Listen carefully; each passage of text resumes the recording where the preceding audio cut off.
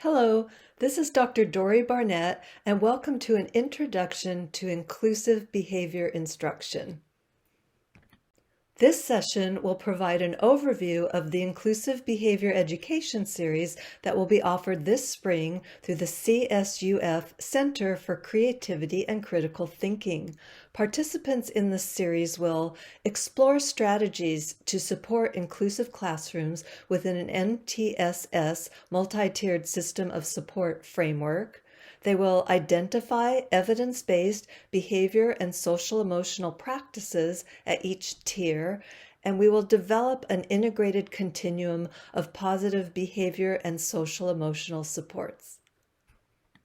As many of you are probably aware, MTSS is an integrated continuum of research-based, system-wide practices driven by data-based decision-making to support the academic, behavior, and social-emotional needs of all students. MTSS is an integrated framework, which means academic, behavior, and social-emotional supports are viewed holistically within a single system or continuum. Another way of saying this is one system, a continuum of supports, all students. According to the Swift Education Center, multi-tiered system of supports has 5 core practices. These are create and utilize collaborative teams, identify a comprehensive assessment system, provide universal interventions and supports for all students, provide targeted intervention and supports for some students, and provide intensive intervention and supports for fewer students. Next, let's take a deeper dive into each of the 5 core practices. Practice number 1 is create and utilize teams. MTSS is driven by the use of collaborative and multidisciplinary teams. This allows for multiple perspectives and voices to be heard in support of students. For example, you would want to include teachers at different grade levels in an elementary school or across different content areas in a middle and high school.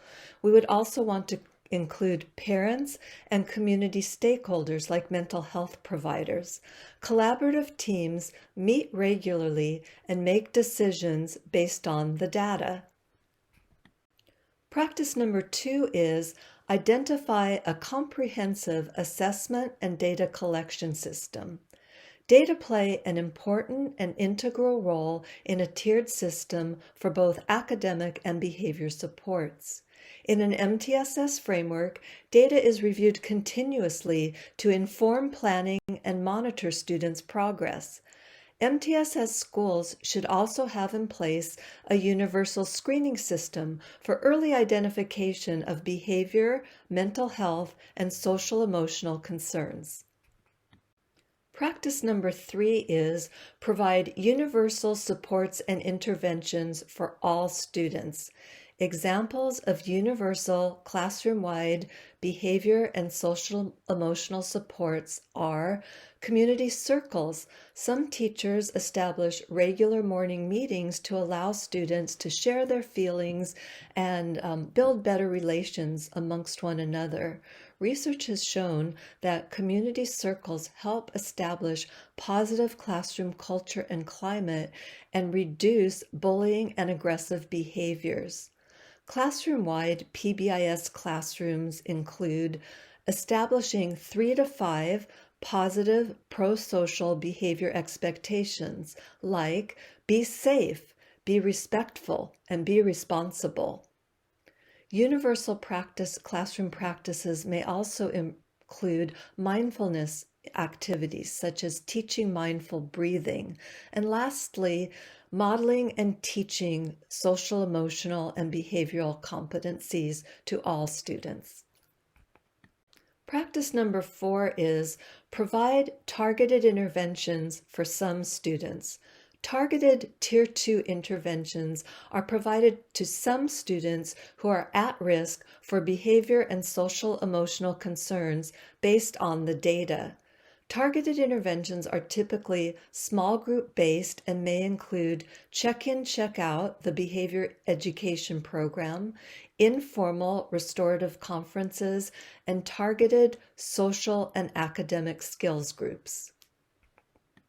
Practice number 5 is provide intensive interventions for few students. Intensive interventions are provided to those fewer students who demonstrate chronic and critical behaviors that have not responded to Tier 1 and Tier 2 supports delivered with fidelity. Intensive interventions are function-based and individualized for each student. Intensive Tier 3 interventions may include the development of a functional behavioral analysis, or FBA, that could result in a behavior intervention plan, or BIP. Intensive counseling services provided for individuals and collaboration with community mental health services. Also included are formal restorative conferences, which provide a structured way for teams to meet and address behavior that caused harm to the classroom community. We will be discussing these practices more in our behavior education series. This graphic illustrates the 3 successive tiers within an MTSS multi-tiered system of support framework. In summary, universal support is provided to all students at Tier 1 and includes classroom-wide and school-wide practices to support the academic, behavior, and social-emotional success of all students. Tier 1 universal supports are provided in the most inclusive and equitable learning environment, which is typically the student's general education classroom. Tier 2 supplemental supports are additional services that are provided for some students who require more academic, behavior, and social emotional supports because they are considered at risk.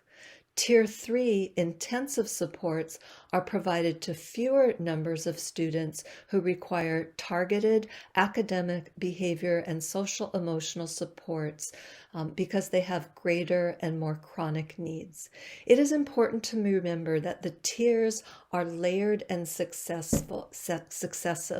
All students receive Tier 1 universal supports, and then some and fewer students receive additional layers of targeted and intensive interventions. This slide reminds us that MTSS is an equitable and socially just framework. We know that to achieve academic excellence with equity, we must support and invest in the social, emotional, and behavioral needs of all students. As mentioned earlier, the Inclusive Behavior Education Series will be offered this spring through the CSUF Center for Creativity and Critical Thinking.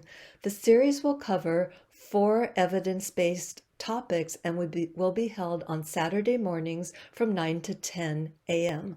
For example, the first topic on February 21st will be restorative classroom practices. On March 11th, we will cover trauma-sensitive classrooms. On April 1st, we'll review classroom-wide PBIS supports, and on April 29th, we'll be looking at function-based Tier 3 interventions. I hope that you will join me for one or more of the series on inclusive behavior instruction offered by the CSUF Center for Creativity and Critical Thinking.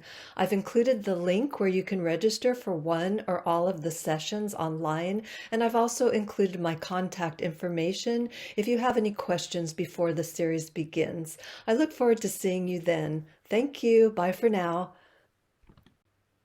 I invite you to watch this short video on inclusive behavior instruction developed by the Swift Education Center. See if you can identify one or more of the 5 core practices of inclusive behavior instruction. Thank you.